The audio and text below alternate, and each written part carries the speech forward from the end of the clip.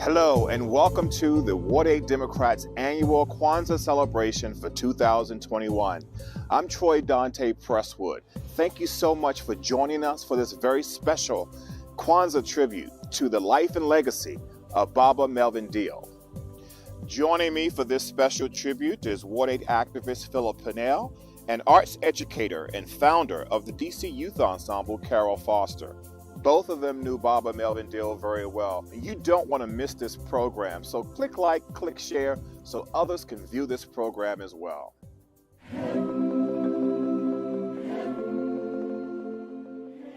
A native of the district, Baba Deal was an integral part of the city's African dance and cultural community for more than 5 decades. He was the founder and executive director of African Heritage Dancers and Drummers, where he taught many area youth and introduced them to the beat and rhythm of the drum. And in the process, he helped to build their self-esteem, cultural awareness, and kept them safe from community violence. Many of his former students were at-risk youth from the community, and they credit Baba Deal with having changed the direction of their lives. Baba Deal was an accomplished dancer, musician, choreographer, researcher, and director. He graduated from Howard University with a bachelor's degree in fine arts and education. He also studied extensively at Ghana University, University of Nigeria at Ibadan, and at numerous cultural institutions nationally and abroad in the African diaspora. The recipient of many prestigious awards, among them include the Washington Living Legends Award, Washingtonian of the Year, Mayor's Arts Award, Baltimore's Great Blacks in Wax Award, Philadelphia's Coden Award, and many others.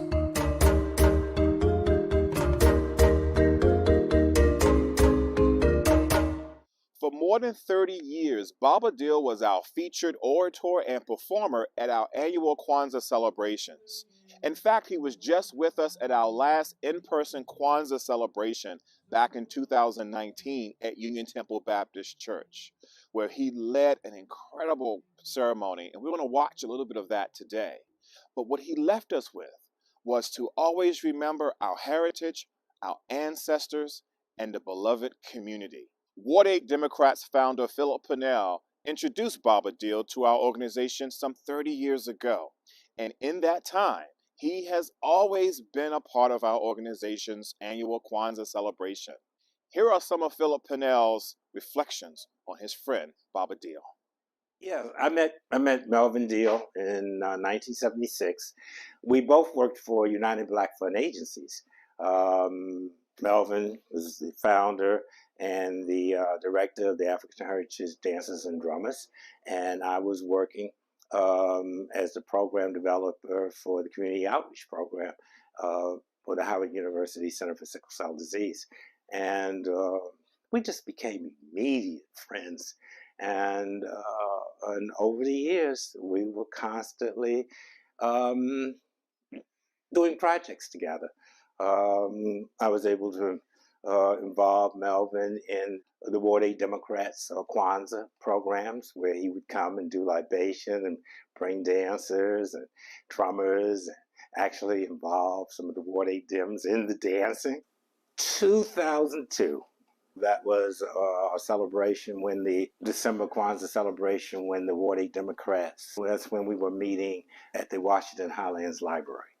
And Melvin brought his dancers and drummers. Melvin actually got people in the audience to come up and to dance, and the spirit was so great. And we must have had over 200 people there, and it was potluck, and there was plenty of food, the great spirit, and Melvin Melvin was there. The African Heritage Dancers and Drummers, when the studio was located there on Minnesota Avenue, right off Benning Road. Then it moved to Good Hope Road. He was very much an East of the River institution. The number of dancers and drummers that were trained and that performed with him, they are still doing that to this day. You actually will see um, grandparents who will show up at an Afrocentric event and talk about how they, as children, were trained by Melvin. And there were so many times when I would be organizing events, and if you wanted to bring some type of, say, Afrocentric or Afrocentric authenticity to the event, well, getting Melvin was a deal to be there. Automatically gave the event cachet. I think that one of the reasons that so many people would come to the Ward 8 Democrats annual Kwanzaa was because of Melvin, and they knew that he would be bringing his dancers and drummers. But Melvin and we always worked together, and we never had a crossword. Melvin had that type of personality that was really not confrontational. There was something very peaceful about him. And I remember one time being a bit um, irritated with him when he was late arriving at one of my events. And, and then, and I made the statement, well, I can see why it took so long for black folks to have finally seen a TV news anchorman, because the 6 o'clock news would probably come on at 7:15. And Melvin just pretty much dismissed what I said by he saying, well, like in African cosmology, the event really happens once that person gets there. And he says also, sometimes being late is not a bad thing because it happens to throw the devil off. Because sometimes, like you don't want the devil to know what your schedule is. He was just an amazing brother, and I really miss him. Melvin actually knew Ron Karenga, the founder of Kwanzaa, and several times when Karenga was in D.C., Melvin hosted him at events. So Melvin was an authority. Where he actually knew how a Kwanzaa event is supposed to be done, and he also was able to tell us about the history and what it meant. Many times people are confused when they mistakenly think that Kwanzaa is an African a celebration, but it was something that originated here in the United States, but it has the African connections. And Melvin, because of his having studied in Africa and traveled extensively in Africa, was able to make those connections. He was a proud Black man, and with him, our cultural roots were realized and were made real. And most of us will not ever see Africa. But with Melvin, he made that connection for us. And anytime Melvin talked or taught, or performed, he was making it very clear that he was making that connection, particularly for, for and with the Africans in the diaspora. Umoja, which is the first day of Kwanzaa, unity, Umoja. The second day would be Habari, Gani, Kujichagulia, which is self-determination. Then we would say Habari, Gani. We have Ujima, collective work and responsibility. Ujama, cooperative economics. Then we have Nia, which is purpose. And we have Kuumba, creativity. And finally, Imani.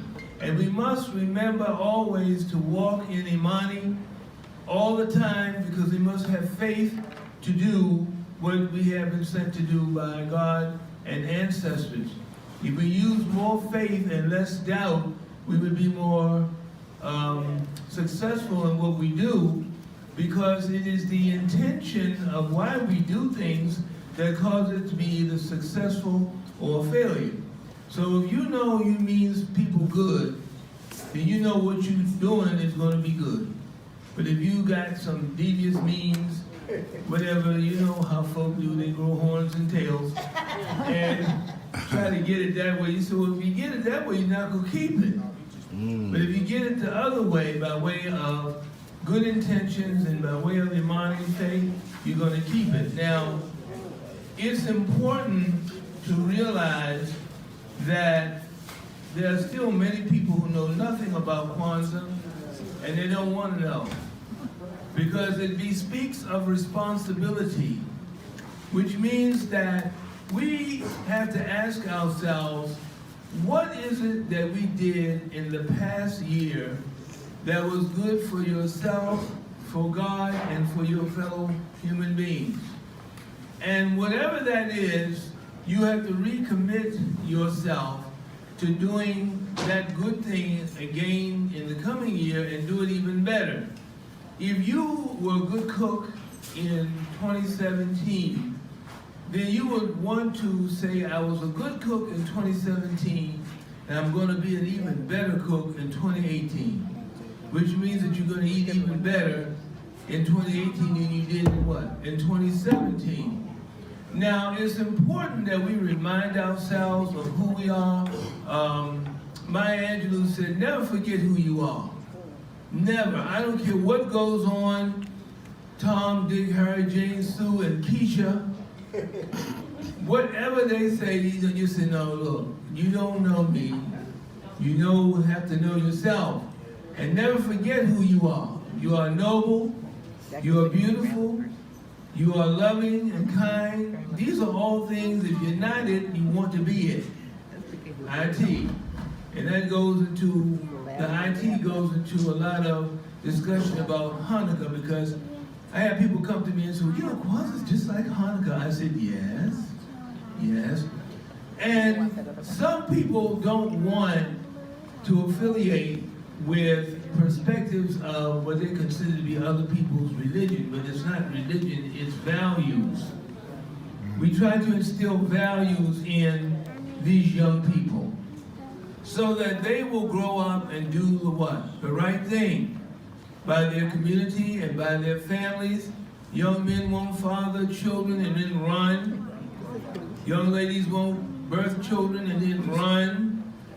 People who are in charge of responsible things will not take it for granted and misuse it and run, but to stay course in the community, saying Habari Gani each day. What is the news? The news should be good. It should be about what you are trying to do to make the community better.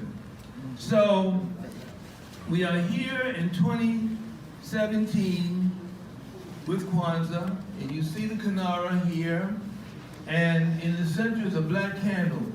The first day of Kwanzaa we'll light the black candle.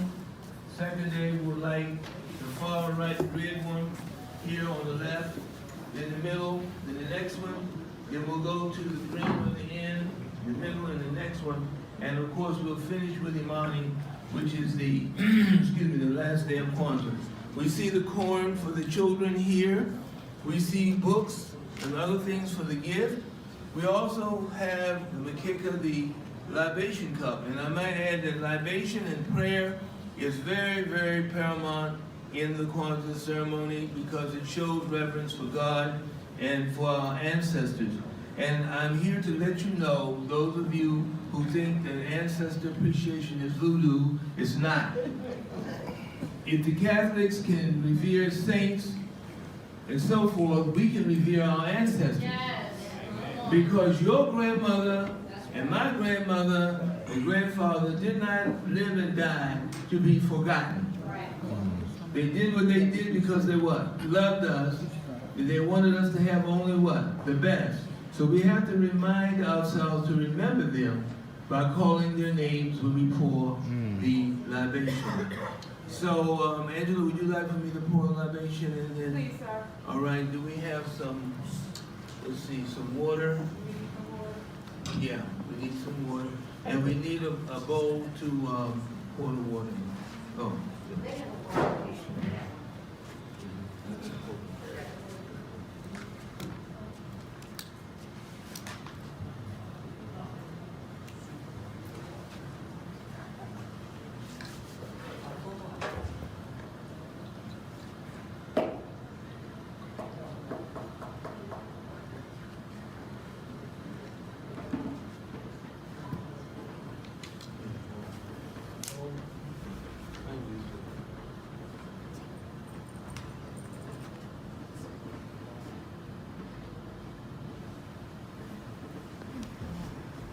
In the Twi language, I will say I go, which means are you listening or may I continue?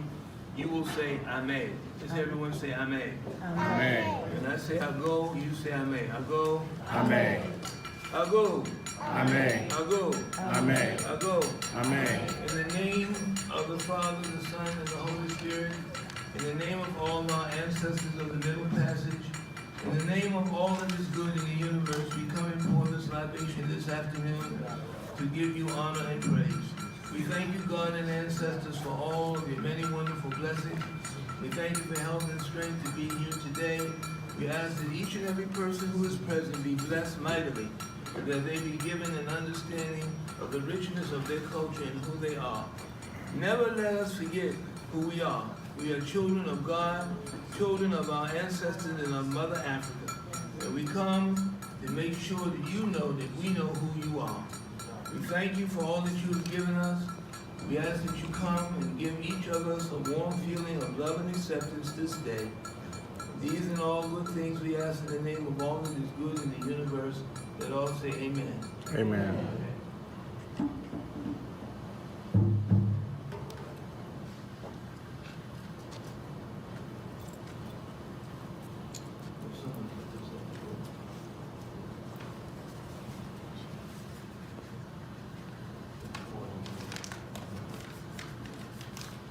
If we could stand and do the 7 Harambes.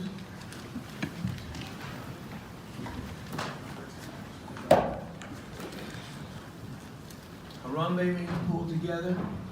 We have come to pull together today, Ward 8 Democrats and community members. We've all come to pull together as one. And we will say Harambe together. Ready? And Harambe! Harambe! Harambe! Harambe! Harambe! Harambe! Harambe! Everybody applaud now. Big noise, big noise. All right. Foster is the legendary arts educator, icon, and founder of the DC Youth Ensemble.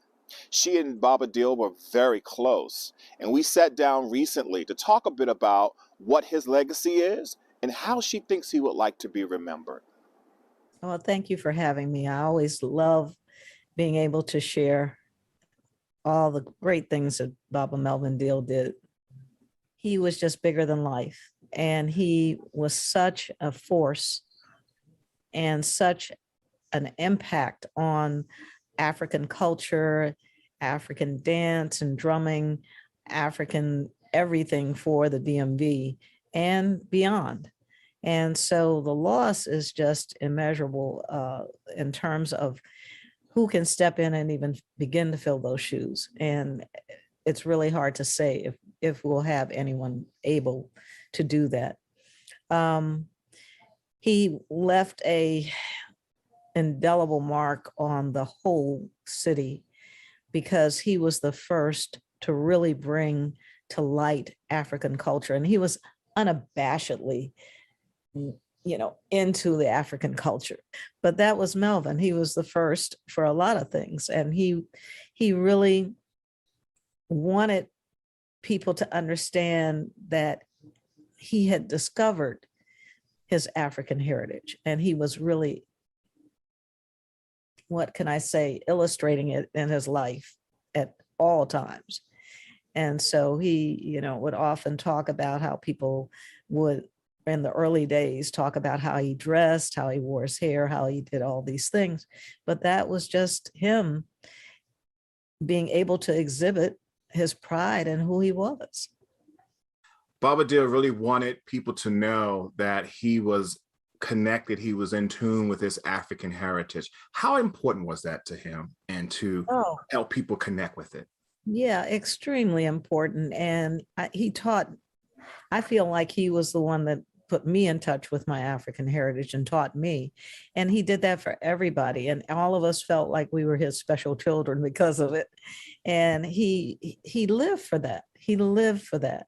And he was such a philosopher and such a historian and such an observer of what was going on around him, that he was always able to put things in perspective. And in that perspective, it was always from an African view. So he was very instrumental in enlightening so many people and so many young people. One of the things that I think I will always remember, Mrs. Foster, is toward Baba Deal's end of life, you helped to organize, I guess, what do you call that? Is it like a Sela? It was a Zoom gathering. Wow, but it was an opportunity for us to give him his flowers while he was still here and with us. And I will always remember, and I think most of us who participated on that call will always remember that we had a chance to do that with someone who we really loved and adored. Tell me why that was important for you to do and to plan. Well, I thought, there was such an issue around people being able to see him because they weren't vaccinated. So that was one of the motivational tools for it, because of the fact that I wanted people to see him and I wanted him to hear from them, because he would tend to, before he got, I guess, as critical as he did near the end, he would say, well, people forgotten about me, they're not thinking about me. And I just wanted him to know that people were really thinking about him. They were concerned and they appreciated him and loved him. And so we said, well, we'll try to do this Zoom, and then maybe in a month or so, we'll do another one. But it turned out that was the only one that we were able to do. But he loved it. He appreciated it so much. And when people would come on, he would just light up, and, it meant everything to him. So I was glad that it happened. It was just great having all people who spoke so highly of him and his contribution to their lives. It was just fantastic.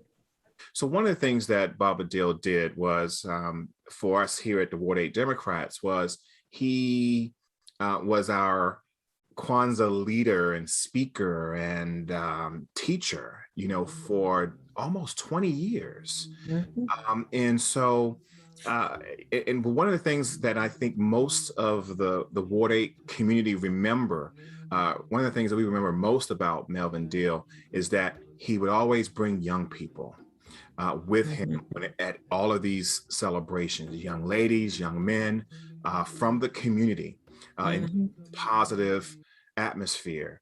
And so you mentioned earlier about the young people. Can you just talk a little bit more about just the impact that he's had on young people right here in Ward Oh, 8, Ward 7, and now city overall? I know you said impact on me growing up. And so I think you have a much bigger view in terms of the impact that he's really had. oh gosh, yes. Over my 50 years and his 60 plus years, thousands of young people. And Melvin, he stayed true to that calling.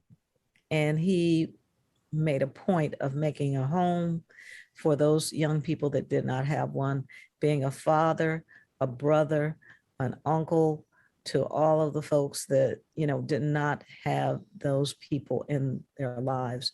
And, we were talking before we started about the fact that those young people they can do anything if they have that one person who really, my grandfather used to say, just fans their spark of divinity. And that was what Melvin could do. He could fan that spark of divinity in young people and make them do things they didn't think they could do, and bring out their talent and their creativity and their energy into so many positive ways. I think the city has really lost sight of how important the arts are for our young people and how we can make a difference in lives because we give them their humanity. And if they don't have that, then we do implode upon ourselves. Mm. So if there is anything that will always be his legacy, it will be the thousands of young people that he's touched and, taking them out of the country, taking them to perform different places in the country, around the city. And because a lot of people don't know the history of African heritage dancers and drummers and how much they did in the time that they were around and how many other African companies were an offshoot of African heritage. He did a super interesting project one year when street cheers were big. I don't know if you remember, if you go back this far, but honey, there was a big thing in DC about street cheer. And the kids were out in the summer. The girls were just hitting it and they were just doing these street cheers. He took some of those little girls and brought them in and put their street cheers to African drums. Mm.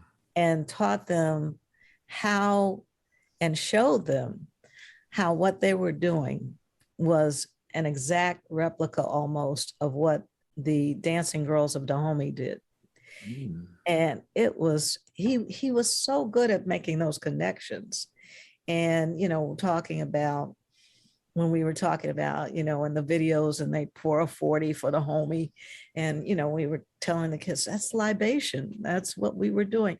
So he was always good at making the point that we might be 7 or 8 generations removed, but the blood memory is still there. And it's a genetic memory that we do not walk away from. It stays with us. And if you really know your history, then you can see it in what people do. That's incredible. Um, and again, the impact on young people, even, someone like myself, up until the younger people who are with us today, you're right. His legacy will live on in many of them, but we got to make sure they are connected to that power that's already in us, that blood memory, right? Mhm. But many of them they've been severed from it, they have it in them, they just don't know it. So we gotta, and folks like Melvin and others like yourself, you all have worked very hard to help us connect or reconnect to that source. And I think that's one of the things that I think I'll miss most about Melvin is that he worked very hard to help us reconnect to Yes, that yes. royal bloodline that is in all of us. And talking, and I think what I'll miss most is, talking about it, all of these things with him, and how his perspective, because he was so philosophical about the perspective, and he'd always sort of, well, you know, it starts here, or he would bring it on home in terms of why something is happening, why people are doing what they're doing, what they have lost, what they have forgotten, what they never learned. And he could always make it, I don't know if it's what the right word is for it, but he could always make it clear as to why the continuum was what it was. And, the things that he really wanted. And the reason he was able to make connections so well was that it was really all about love. Mm. And, we had to learn to love ourselves, love each other, and respect and love our community. You also helped to organize his memorial service last month in November, and then you are leading again the efforts to organize a second memorial service later this month in December, on December 30th, I believe. Can you talk a little bit about the organizing, why that was important, the people who came together to make this such an important and memorable event really for the city and for those who loved Baba Deal? And really, I can attribute it to all of the people that he touched. And so reaching out and finding people he touched is not hard, because he touched so many and just about everybody. So it wasn't hard to find people who had an interest and wanted to be a part. And so we were able to put together a planning committee, but it was initially 3 events. One was the family service, which was closed and, to his close family. And then was the November 13th, the spiritual life service, life celebration service. And then December 30th is really dedicated to the community that he served. And it's in celebration of his love of Kwanzaa, and always being there for the Kwanzaa events that went on. He was synonymous with that. And so we are in the midst of, again, planning something, and we have to squeeze this one out because we're still recovering from the last one. But I was just committed to having these 3 pieces, because that was Melvin. It was family, spirit, and community. And so December 30th will be at the Ark at 6 p.m. And we are already building our lineup of performers. We have Kankaran, Farafina Khan, Taratibu Youth Association, Dance Dimensions, Sound Express from Amanda Standard, a new company that's coming to DC. We have belly dancers of color. We have, we are anticipating some more folks to come on board, but I think it's going to be a really beautiful presentation and truly exemplary of our beloved Baba Deal. Well, in our final moments, what is it that you want us to know about Baba Melvin Deal?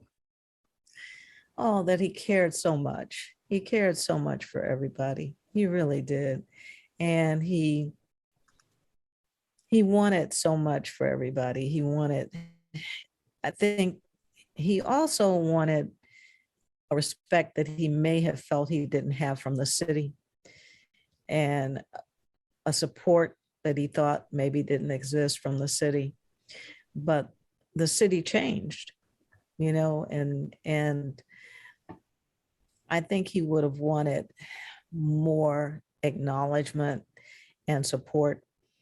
But I hope that, with young people like yourself and more people getting involved in the political landscape, that the arts will continue to have more support, especially in the Black community and in the communities of color. And I think he would really appreciate that. He would appreciate that we can bring our communities together. He was a person that, even though he's respected and loved and embraced African culture, he embraced all cultures. And he could bring all cultures together. He could bring all people together. I think if anything, we want to be able to be his legacy. And we want to be able to be about love and respect and caring for everyone, love and respect for everybody. Well, we are indeed honored to have you be part of this reflection on Baba Melvin Deal. Mrs. Foster, please, please, please, you got to come back again and be part of something that we're doing here in Ward 8. People here love you. They appreciate your legacy to the district and to our district's young people. And just like Baba Melvin Deal, we have the same love and respect and admiration for you as well. And thank you so much for being part of this event. Thank you so much. Ward 8 is, almost lived in Ward 8. I was in Ward 8 more than I was home. Any given time. Your kids are still, reminiscing about that.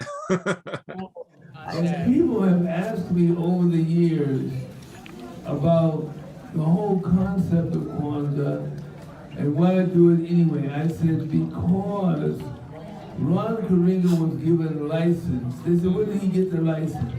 I said, from God. That's right. He was given a license from God to bring an enlightenment to our people that hopefully would help them survive and metamorphosize themselves into a more productive race. People can celebrate Hanukkah and it's fine. Oh my, Hanukkah and the candles and you mentioned Kwanzaa, voodoo. I can't do that. But let me tell you where the voodoo really is. The voodoo is when you look at yourself and don't like what you see. When you don't love your children to the point of deliriousness, and you tell them to get on the corner and sit down and look at TV, well, you go and do something dumb like your nails or your hair. Hello. It's a circumstance of understanding value and worth of self, umoja, unity, kuti shakalea, self-determination, ujima, collective work and responsibility, ujama, cooperative economics, nia, purpose, kuumba, creativity and imani. And as I mentioned, each of the values of Kwanzaa, each one of them rings true to money on the street and money in your pocket, because if you are self-determined, you will not be afraid to start a business. Because you know that you are going to succeed in what you do. How come you know that? Because if you do it and you put God first, He will make sure that you succeed. And that's something that a lot of people have to deal with, is trusting what? God, trusting the Lord, trusting in Imani. That's right, faith. That God will bring you through. But the definition in this nation and in the world says if you're black, your hair's kinky, you got a strange accent, oh yes, it's a lot of that. You are not worthy. One of the first things I tell children when I work with them in the community is that you are worthy. They said, what does that mean? I said, it means that you're just as good as anybody else, and you deserve what everybody else has and more, because your ancestors built this country. That's right. The people who come here, and I'm not going to call any names, so I'm trying to be nice, but they're flipping their hair and flicking their nails and whatever, and looking at us like, where did you guys come from? He said, let me tell you something. If you knew what my people have paid for this freedom, you would kiss my feet. Yes. When you talk to the elders about all the atrocities that they had to bear in order to come to this land and to develop it so that you can come over the border and find refuge in something that our ancestors paid for. So I tell people, and most of you here in this room this evening have experienced it to one degree or the other. People get real cute with you out in the world because you're a black man or a black woman. And you tell them, don't get cute with me, because my ancestors were here before you got here. Come on and tell it. Yes. And they built this place, and they're continuing to maintain it as quiet as it's kept. That's right.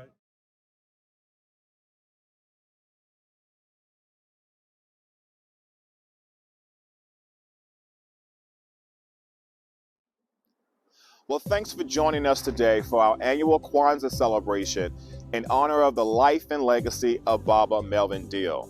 You know, he meant so much to our ward, to our organization, to the district, and to Kwanzaa.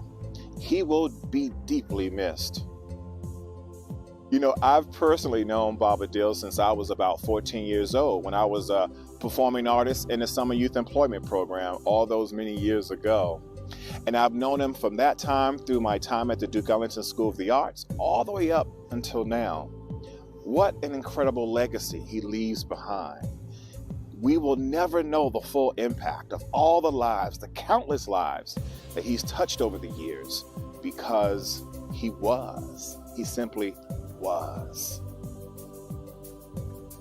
Well, thank you for joining us today for this special reflection on the life and legacy of Baba Deal. Baba Deal, wherever your spirit is, we speak your name. Until next time, go in peace and happy Kwanzaa.